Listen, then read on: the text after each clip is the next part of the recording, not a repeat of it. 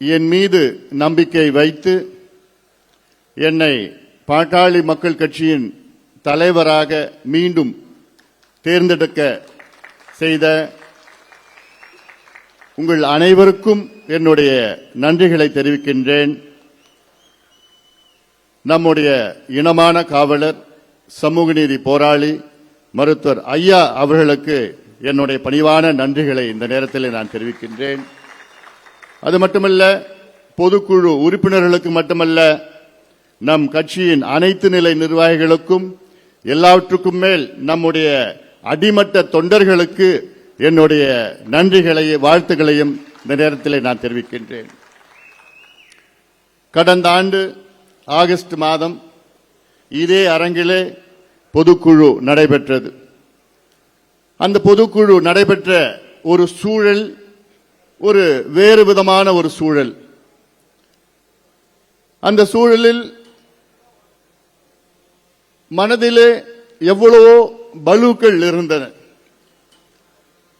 அந்த பொதுக்குழுவிலே நான் பேசுகின்ற பொழுதில் அப்போது நான் சொன்னேன், என்ன அந்த அணி இந்த அணி அவங்க நம்ம, இந்த வார்த்தையெல்லாம் கேட்கின்ற பொழுது என் மனதெல்லாம் மிகுந்த பலுவாக இருக்கிறது, மிகுந்த அழுத்தமாக இருக்கிறது.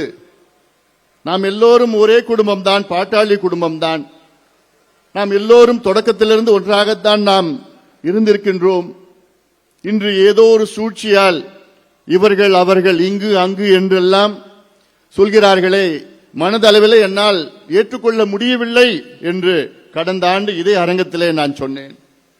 இந்த ஆண்டு அத்தனையும் மாறி இன்று மீண்டும் நாம் எல்லோரும் நாம் என்று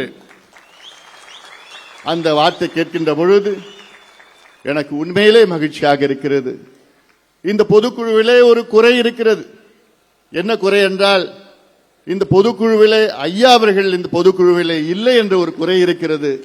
ஐயா இல்லை, ஆனாலும் அவருடைய வாழ்த்துக்கள், அவருடைய மனமெல்லாம் இங்கே தான் இருக்கிறது. நிச்சயமாக இந்த கட்சி, இந்த இயக்கம் நம்முடைய மருத்துவர் ஐயாவால் தொடங்கப்பட்ட இயக்கம். ஐயாவின் கொள்கைகளை கடைபிடித்து ஐயாவுடைய லட்சியங்களை நாம் நிறைவேற்றுவோம். அதுதான் நம்முடைய கடமை. கட்சி 38 ஆண்டுகளாக செயல்பட்டு வருகிறது. அது சாதாரண செயல் கிடையாது. நம்முடைய சங்கம் கிட்டத்தட்ட 46 ஆண்டு காலமாக இருக்கிறது. 46 ஆண்டுகளுக்கு முன்பு ஐயா அவர்கள் பொது வாழ்க்கையில் ஈடுபட்டு சங்கத்தை தொடங்கி சமூக நீதிக்காக எத்தனையோ போராட்டங்களை நடத்தி, இன்று அதன் பிறகு நம் கட்சியை தொடங்கி எவ்வளவோ கொள்கைகளை வகுத்து தமிழ்நாடு இப்படித்தான் இருக்க வேண்டும் என்று நமக்கு கற்றுக் கொடுத்தவர் மருத்துவர் ஐயா அவர்கள் தான். இன்று பாட்டாளிமல் கட்சி தமிழ்நாட்டுக்கு மட்டுமல்ல, இந்தியாவுக்கு எத்தனையோ சாதனைகளை செய்திருக்கிறது.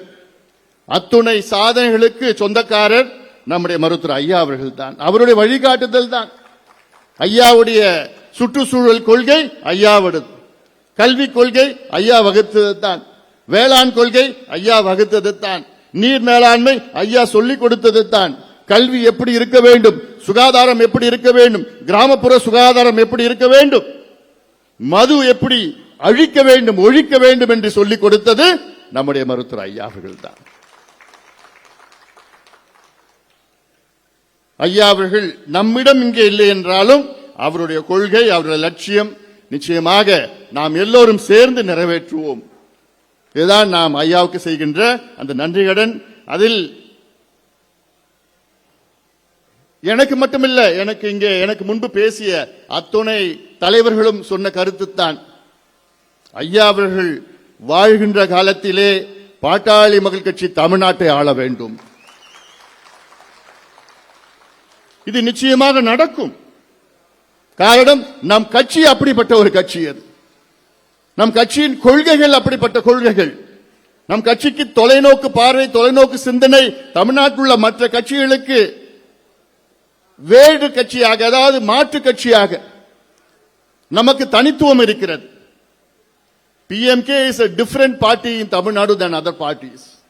நமக்கும் மற்ற கட்சிகளும் தனித்துவம். சிறந்த கொள்கைகள் இருக்கிறது. அந்த அடிப்படையில் தான் தைரியத்தோடு நம்பிக்கையோடு நான் சொல்கின்றேன், வருகின்ற 2031 தமிழ்நாட்டை பாட்டாளி மக்கள் கட்சி ஆளும், உறுதியாக ஆளும். அதற்கேற்ப வியூகங்களை நாம் அமைப்போம்.